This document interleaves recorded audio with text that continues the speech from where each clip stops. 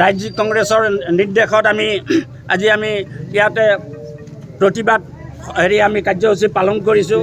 কাৰণ যি smart meter, এই স্মাৰ্ট মিটাৰ হ'ব লাগিছিল ব্যৱসায়িক প্ৰতিষ্ঠানত, স্মাৰ্ট মিটাৰ হ'ব লাগিছিল ইণ্ডাষ্ট্ৰীত। সেই স্মাৰ্ট মিটাৰবিলাক ঘৰে ঘৰে লগাই যি বৈদ্যুতিক আমাৰ সৰ্বসাধাৰণ ৰাইজৰ পৰা আগত য'ত 200 টকাৰ জেগাত এতিয়া 2000 টকা বিদ্যুতৰ বিল তেওঁলোকে আদায় কৰিছে। এই আদায় কৰাৰ আমি প্ৰতিবাদত আমি ইয়াতে শান্তিপূৰ্ণভাৱে আমি আজি এই স্মাৰ্ট মিটাৰৰ এগেইনষ্টে আমি ইয়াত আজি প্ৰতিবাদী আমি কাৰ্যসূচী আমি গ্ৰহণ কৰিছোঁ। আৰু আমি লগে লগে আমি আকৌ ক'ব বিচাৰিছোঁ যে এই প্ৰতিবাদী কাৰ্যসূচীৰ জৰিয়তে আমি চৰকাৰক আমি জনাব বিচাৰিছোঁ যাতে এই স্মাৰ্ট মিটাৰ অতি সোনকালে যেন বন্ধ কৰে। যেনেকৈ ভাৰতবৰ্ষৰ বাহিৰত গুজৰাটকে আদি কৰি বিভিন্ন ৰাজ্যত ক'তো স্মাৰ্ট মিটাৰ ব্যৱসায় প্ৰতিষ্ঠান আৰু ইণ্ডাষ্ট্ৰীৰ বাহিৰে ক'তো ব্যৱহাৰ হোৱা নাই। যে অসমত কিয় প্ৰতি জনসাধাৰণৰ মাজত এই স্মাৰ্ট মিটাৰ ব্যৱহাৰ কৰি আমাক লুণ্ঠন কৰিছে আৰু আমাক হাৰাশাস্তি কৰিছে। এনেই বজাৰত জুই চাই মূল্য বৃদ্ধি হৈছে। এই মূল্য বৃদ্ধিৰ সময়তে আমাক স্মাৰ্ট মিটাৰৰ জৰিয়তে আমাক যি লুণ্ঠন কৰিছে, এই লুণ্ঠন আজিয়ে নন্দিতা গাৰ্লুচাই আজি তেওঁ পদত্যাগ কৰি এই স্মাৰ্ট মিটাৰ বন্ধ কৰিব লাগে।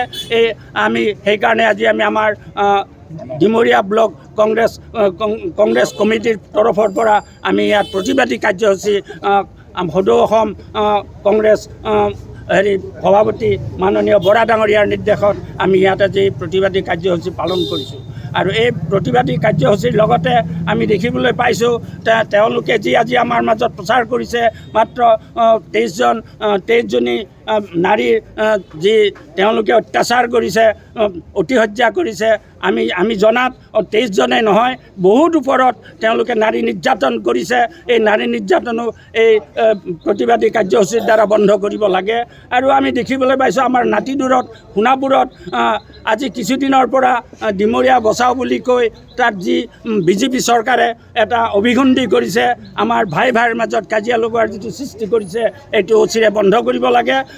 তেওঁলোকে তাতে থকা যিখিনি বিদেশী, সেই বিদেশীখিনি খেদাৰ আমাৰ কোনো দ্বিধাবোধ নাই। আমি কংগ্ৰেছে অসমত থকা ডিমৰীয়াত থকা সকলো বিদেশীকে আমি বিতৰণ কৰাৰ ক্ষেত্ৰত আমি একমত। আমি চৰকাৰৰ লগত একমত, আমি ৰাইজৰ লগত একমত। কিন্তু মাত্ৰ নিৰ্দিষ্ট এটা জনগোষ্ঠীৰ এৰিয়াক বাছি লৈ তাতে যি তেওঁলোকে অত্যাচাৰ কৰিছে, চৰকাৰী মাটিৰ ওপৰত থকা মানুহকে নহয়, ম্যাদী পট্টাৰ মানুহৰ মাটিৰো ঘৰ ভাঙি দিছে, উচ্ছেদ কৰিছে। এইটো আমি চৰকাৰক এই আজি প্ৰতিবাদী কাৰ্যসূচীৰ জৰিয়তে আমি ধিক্কাৰ দিছোঁ।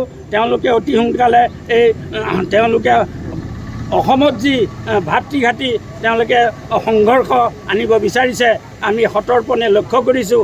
এই ভাতৃঘাটি তেওঁলোকে যি আমাৰ মাজত কাজিয়া লগাব বিচাৰিছে তাক অতি শীঘ্ৰে বন্ধ কৰক। আৰু আমি এই কাৰ্যসূচীৰ জৰিয়তে আজি আমি জনাই দিছোঁ যাতে অতি শীঘ্ৰে যদি স্মাৰ্ট মিটাৰ বন্ধ নকৰে আৰু যদি স্মাৰ্ট মিটাৰ তেওঁলোকে যদি ৰাখে, তেতিয়াহ'লে ইয়াতকৈ আমি বহুত সদূৰ প্ৰসাৰী ডাঙৰ আমি প্ৰতিবাদ কৰিবলৈ আমি বাধ্য হ'ম। ইয়াকে মই মোৰ আজি ক'বলগীয়া বক্তব্য।